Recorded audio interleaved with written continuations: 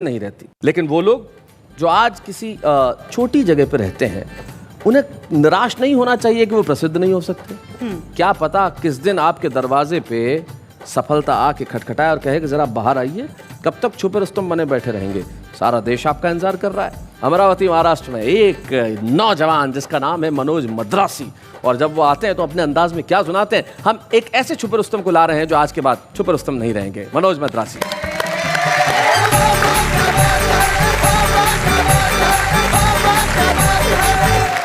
आप सभी को प्रणाम करता हूँ। वड़क्कम। अन्ना जी मुस्कुरा रही है, अभी मुझसे कह रही थी, बोले बहुत मायूस दिख रहे हो, बात क्या है। मैंने कहा मैडम बहुत दूर से यात्रा करके आया हूँ, अच्छा नहीं लग रहा।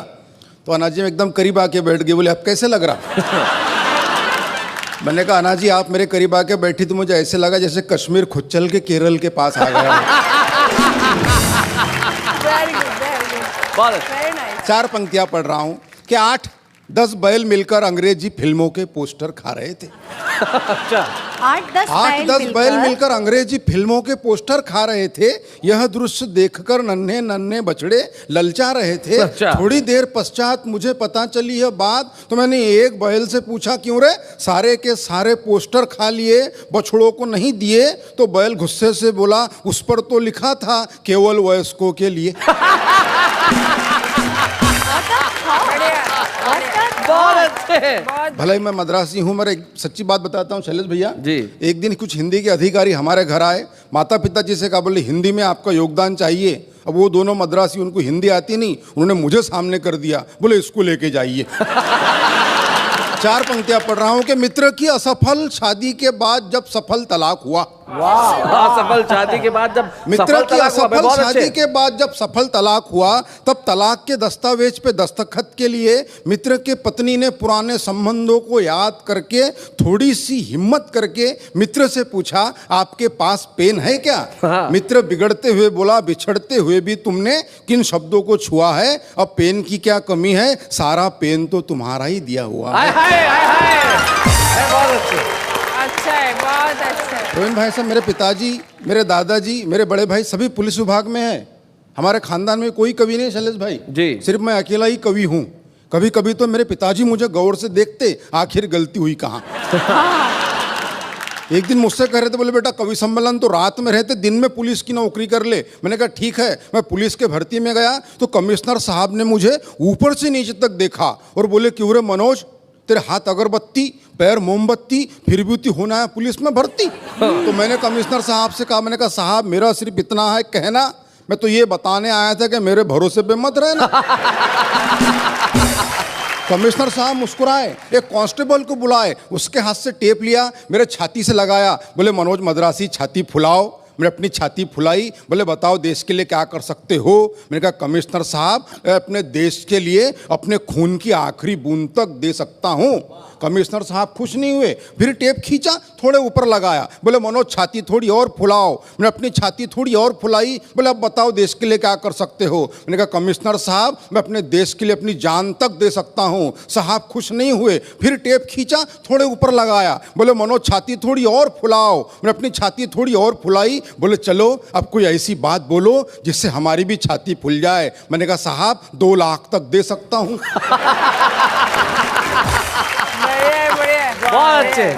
मगर मैं सच्ची बात बताता हूँ, मैं पुलिस में भर्ती तो नहीं हुआ, मगर जब कभी पिताजी रात में गश्त पे जाते मैं उनके साथ जाता हूँ, वहाँ से मैंने हाथ से उठा के लाया आनंद ले कि रात में गश्त के दौरान रास्ते में सो रहे कुत्ते को पुलिस वाले ने डंडे से मारा। कुत्ते ने गुर्रा के देखा और चुप हो गया बेचारा। मैंने कुत्ते से कहा अरे पुलिस वाले ने तुझे डंडे से मारा, क्या तेरे मन में उसे काटने के भाव नहीं जगे।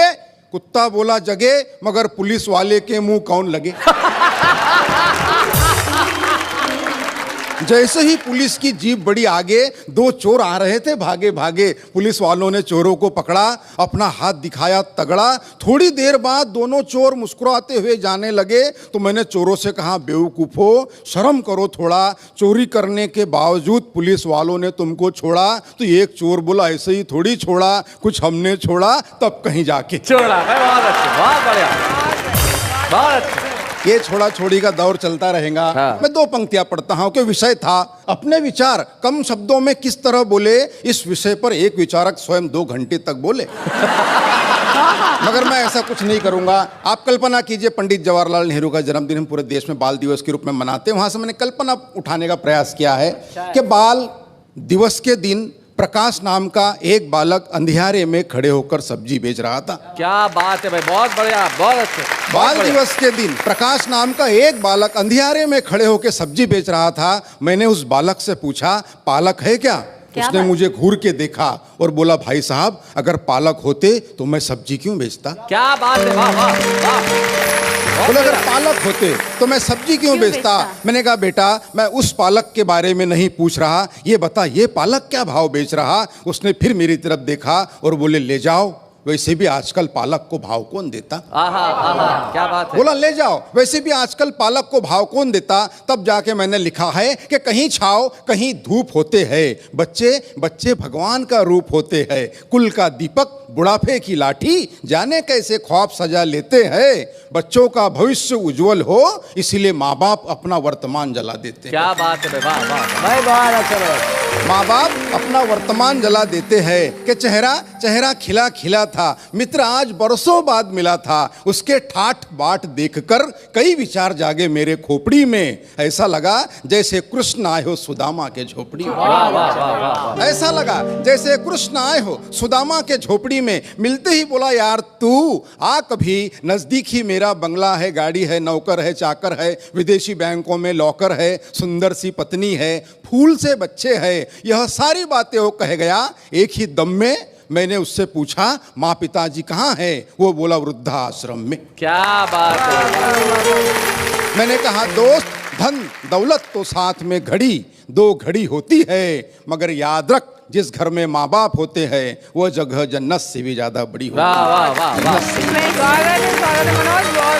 बहुत अच्छे, बहुत बहुत बढ़िया ढंग से मनोज ने कविता सुनाई। और सबसे बड़ी चीज़ ये है मनोज, जो देख के मुझे बड़ी खुशी हुई, और यही इस देश की एकता का सबसे बड़ा प्रतीक भी है मनोज। आपकी मातृभाषा तमिल है, आप रहते महाराष्ट्र अमरावती में है, वहाँ आपने पढ़ाई की, हिंदी में कविताएं लिखते हैं, और यही इस देश की सांस्कृतिक एकता का सबसे बड़ा प्रतीक है। तमाम भाषाएं मिलकर हिंदुस्तान बनती हैं, और अमरावती के मनोज मद्रासी जब हिंदी में कविता सुनाते हैं ये हिंदुस्तान का सबसे बड़ा प्रतीक होता है। हम जोरदार ताली से स्वागत करें मनोज। आज से तुम सिर्फ अमरावती के नहीं सारे देश के हो जाओगे जब हम तुम्हें छुपा रुस्तम का एक स्मृति चिन्ह यहाँ प्रदान करेंगे। बच्चे हैं या बूढ़े हैं, नर है या नारी है, हंसी देने वालों के सब ही आभारी है, कविता सुनाने वाले अब सबके साथ है। क्या बात है। और वैसे आपको बताने की जरूरत नहीं है कि नाम क्या है भाई, आप